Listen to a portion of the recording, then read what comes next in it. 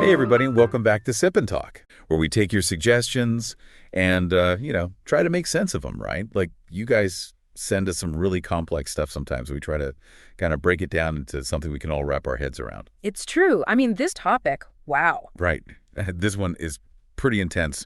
We're diving into the whole, China-Taiwan situation. Big time. And specifically, like, how China might be watching what's going on with Russia and Ukraine and maybe taking some notes. Right. Like thinking about how they could potentially use some similar tactics if things ever got, really heated over Taiwan. Exactly. And, our listeners might remember we did a whole deep dive a while back about how Russia really, made themselves out to be the victim in the whole Ukraine thing. Yeah, that was a wild one. It was. And, the sources you guys sent us this time, they're suggesting that China could be crafting a similar kind of narrative, like a story where they're the ones being wronged to, potentially justify any actions they might take towards Taiwan. Yeah. I mean, we're not, predicting the future here. No, not at all. It's more about, trying to see if there are any patterns, right? Like if history might be kind of repeating itself in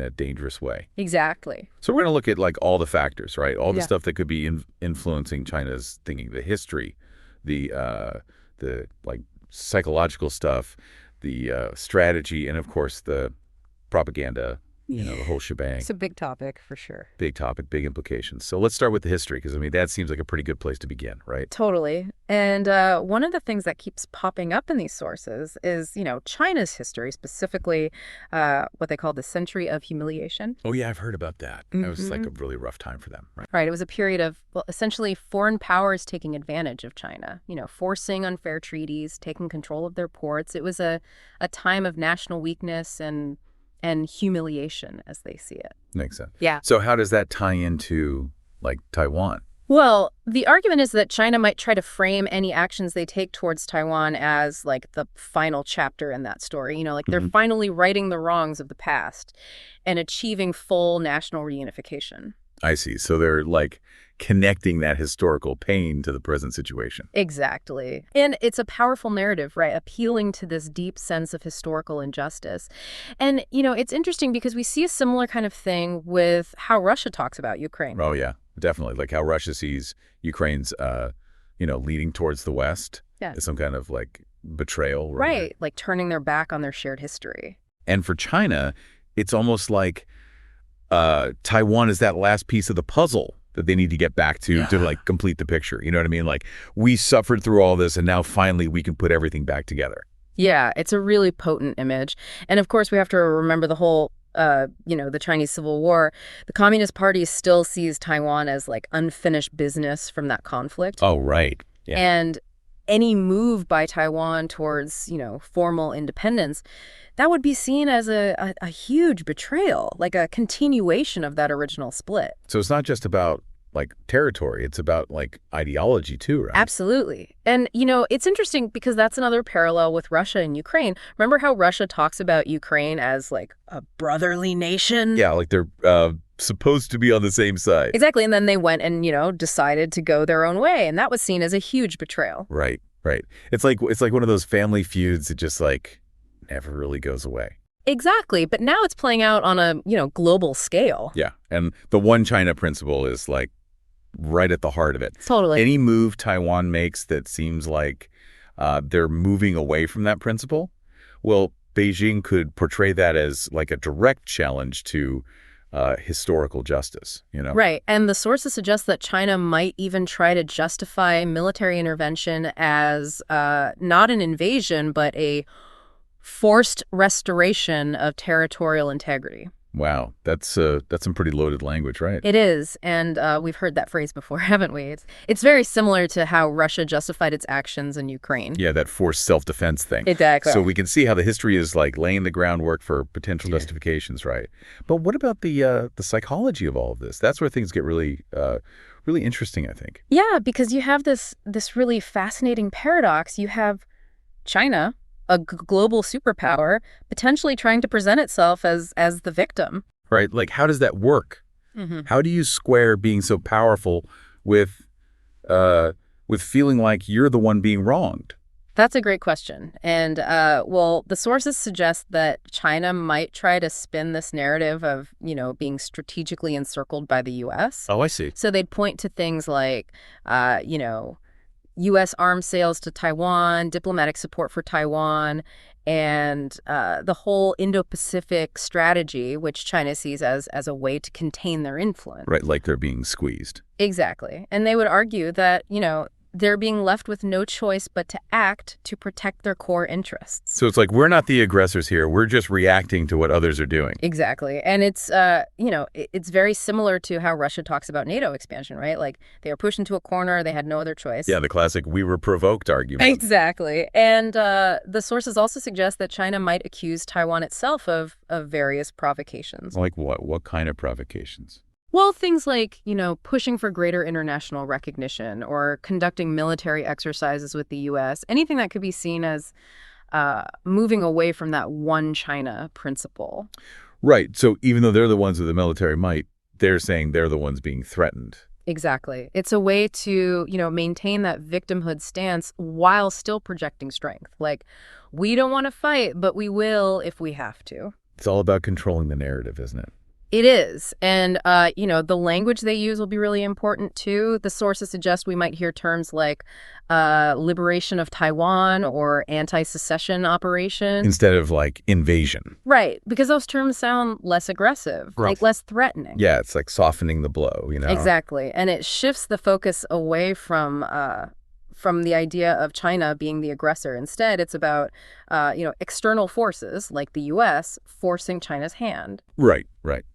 So it's history, it's psychology, but it's also, strategy. Like, what are China's big picture goals here? Why does Taiwan matter so much to them? Yeah, I mean, Taiwan is, it's strategically vital for China. The sources talk about how China sees control of Taiwan as essential for pushing back against U.S. dominance in their region. Okay. And preventing Western influence from taking hold in that, that crucial first island chain. Right, that chain of islands that kind of runs along the coast of East Asia. Exactly. And this goal of countering U.S. influence, it's very similar to, Russia's obsession with NATO expansion. Right, like both countries see the U.S. as trying to, like, encircle them and limit their power. Exactly. And it's not just about geopolitics, right? There's also the domestic angle to consider. Like, how does this play into China's internal politics? Well, the sources suggest that China might use this external pressure, from Taiwan and the U.S. as a way to distract from problems at home. Classic diversion tactic. Right. So if there are, economic troubles or social unrest, creating an external enemy can be a way to rally the people, Yeah, look over there. Don't pay attention to what's happening here. Exactly. And we've seen Russia use this strategy too, right? Yeah, definitely. And when it comes to Taiwan specifically, the sources suggest that China might try to completely delegitimize the Taiwanese government. Okay. How would they do that? Well, they could label them as, separatists or a Western puppet regime, basically painting them as illegitimate and unrepresentative of the Taiwanese people. So it's like saying, we're not attacking Taiwan, we're liberating them from this puppet government. And again, we see a parallel with how Russia portrayed the Ukrainian government, right? Yeah, they were Nazis or something, right? Right. It's a way to dehumanize the enemy and make it easier to justify taking action against them.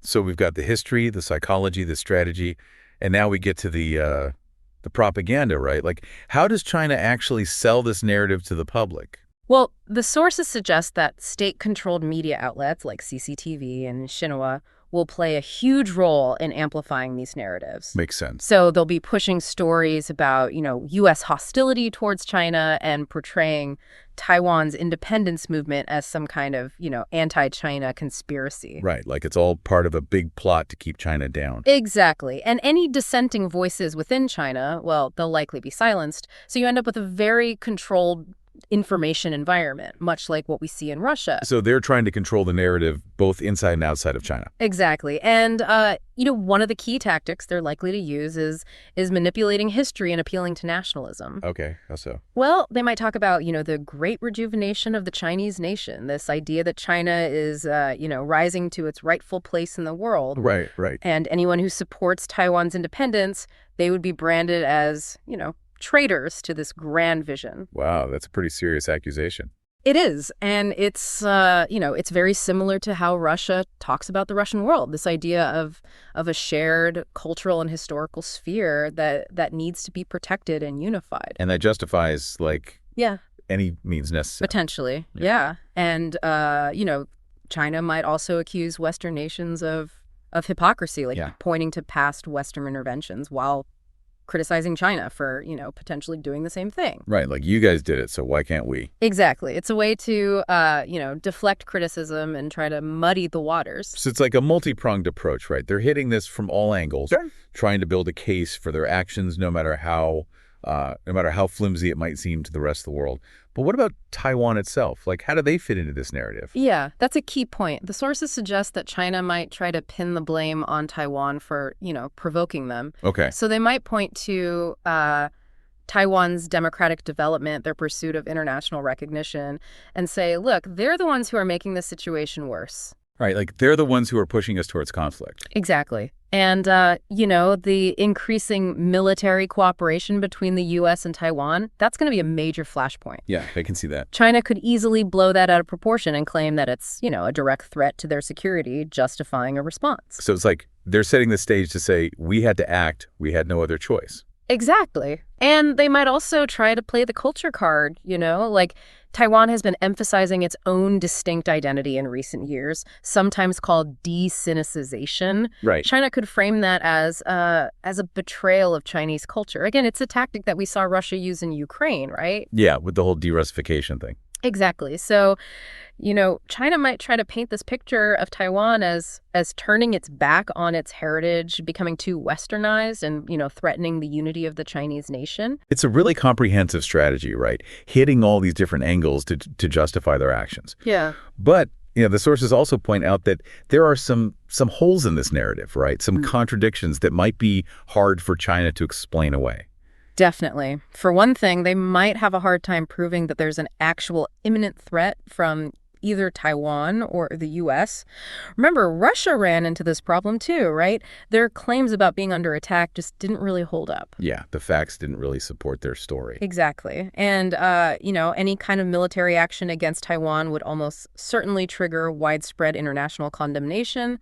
And Taiwan itself would, be portraying themselves as the victim of aggression, just like Ukraine. Right. So it wouldn't be as easy for China to control the narrative as they might hope. No, it wouldn't. And, Taiwan is already very wary of China. They see China as a major threat. So it would be very difficult for China to convince anyone that they're the real victim in this situation. All right. The world is watching. Okay. So let's try to sum all this up for our listeners, right? Sure. The main takeaway from these sources is that, we have to be very aware of the possibility that China might try to use a similar playbook to Russia in Ukraine. Okay. They might try to create this narrative of victimhood using historical grievances, psychological justifications, strategic arguments, and propaganda to try to justify potential actions against Taiwan. And while this might work for them, domestically, it's probably not going to fly on the international stage. Right. The world has learned a lot from the Ukraine conflict, and they'll be watching very closely to see how the situation develops. So that's the big picture. But we always like to leave our listeners with something to think about, something to, chew on after the episode is over. Absolutely. And for this deep dive, the question we want you to consider is this. How might the unique relationship between China and Taiwan, their shared history, their cultural connections, all of that, how might that affect China's ability to use this victimhood strategy? Right. Like, will it be easier for them? Harder for them? Will they have to adapt their approach? Exactly. It's a complex situation with a lot of nuances, and it's definitely worth thinking about. For sure. And hey, speaking of thinking about complex things, if you're looking for something to take your mind off geopolitics for a bit, be sure to check out our friend Micky's YouTube channel, Mickytolife. Oh yeah, Micky's great. He's got some awesome travel vlogs, some really fun whiskey and alcohol reviews, and even some original music. Yeah, he's a talented guy. He is. So head over to YouTube, search for Mickytolife, subscribe, and, give him some love. You won't regret it. All right. Thanks for joining us for another deep dive. We'll catch you next time.